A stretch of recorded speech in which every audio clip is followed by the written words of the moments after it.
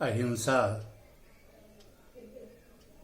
सुनने में बहुत आकर्षक लगता है, लेकिन जब व्यवहार में ये बात आती है तब आप उस अहिंसा शब्द को कैसे अपने ऊपर ढाल पाते हैं।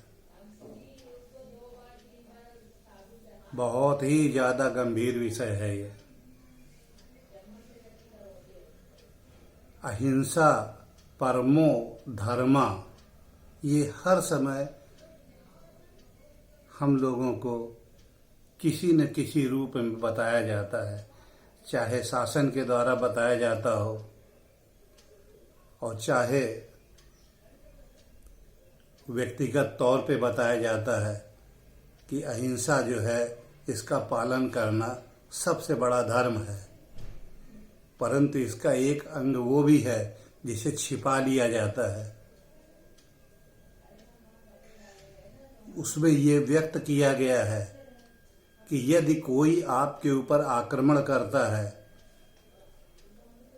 आपके जीवन हानि के लिए वो प्रयास कर रहा है, आपकी संपत्ति छीनने का प्रयास कर रहा है, आपके आश्रितों के ऊपर आक्रामक हो रहा है वो, और आपको स्पष्ट दिख रहा है ये, जिसमें कोई संदेह नहीं है कि ये आक्रांता है। वहाँ पर अहिंसा का पहला काम ये है कि आपको एडवांस करके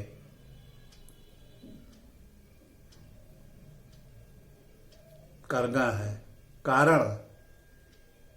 कारण ये है कि इसके लिए पूरे विधि में, शास्त्र में, विधान में, धर्म में, संविधान में समस्त प्रकार से आपको अपने जीवन की रक्षा करने के लिए आपको ताकत दी गई है। क्या आप अपनी इस ताकत का प्रयोग कभी करने के लिए आपने कुछ ऐसा इंतजाम करके रखा है अपने, या आपने मानसिक तौर पर कोई तैयारी की है? हाँ, समाज के तौर पे हमने ऐसे संगठनों को बना के रखा है कि जो कि सामूहिक रूप से आपकी रक्षा करेंगे। जैसे कानून है, कानून के अंतर्गत पुलिस आती है, मिलिट्री आती है, पैरा मिलिट्री आती है, और ऐसे बहुत सारे सिविल ऑर्गेनाइजेशन आते हैं सिविल डिफेंस के, परंतु वो सामूहिक रक्षा के लिए बनाए गए हैं। व्यक्तिगत रक्षा के लिए आपको अपने लिए कानून दिया गया है कि आप अपनी रक्षा स्वयं करें। लेकिन आपको ये जस्टिफाई करना पड़ेगा कि हाँ, मेरे ऊपर ऐसा आक्रमण हो रहा था तो मैंने अपनी आत्मरक्षा के लिए ये आगे बढ़ के एडवांस ये काम किए हैं। छोटी सी बात है ये, लेकिन क्या आप ऐसा भी करते हैं कि आपके घर में सांप घुस रहा हो और आप फोन करेंगे पुलिस को कि भाई आइए, इसको बचा लीजिए, हमको एक तो सांप घुस रहा है अंदर, साथ में उसके 20 तो सपोले और चले आ रहे हैं अंदर की तरफ? नहीं, ऐसे में आप फौरन अपनी लाठी निकाल के फटकारेंगे उस सांप के लिए।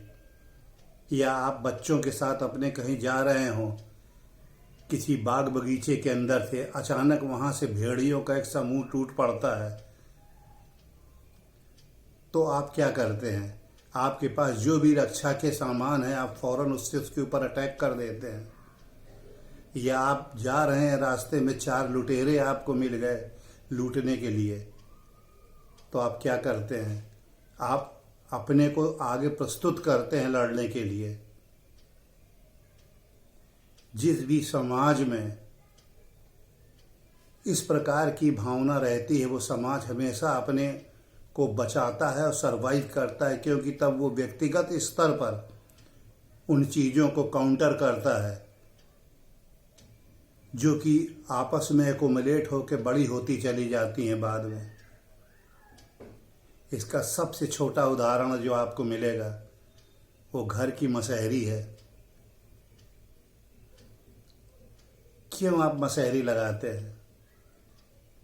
क्या मच्छरों को कोई राशन कार्ड मिला हुआ है कि जाइए फला दुकान में जहाँ पे राशन मिलता है वहाँ पे आपको खून भी मिलेगा, जाइए पीजिए आप।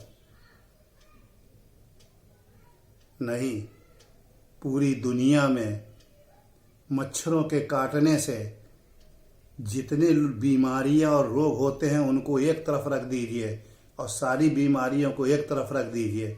आपको आश्चर्य होगा, कभी इस आंकड़े को गूगल में डाल करके देखिएगा, आपको पता चलेगा। इस प्रकार से पूरी दुनिया में जितने भी सामूहिक उपद्रव और हमले होते हैं उनसे ज़्यादा बड़े हमले व्यक्तिगत स्तर पर होते हैं। मुझे बड़ा आश्चर्य हुआ जब अमेरिका से कुछ मेहमानों ने बताया कि हमारे यहाँ तो हथियार रखने की सबको परमिशन है,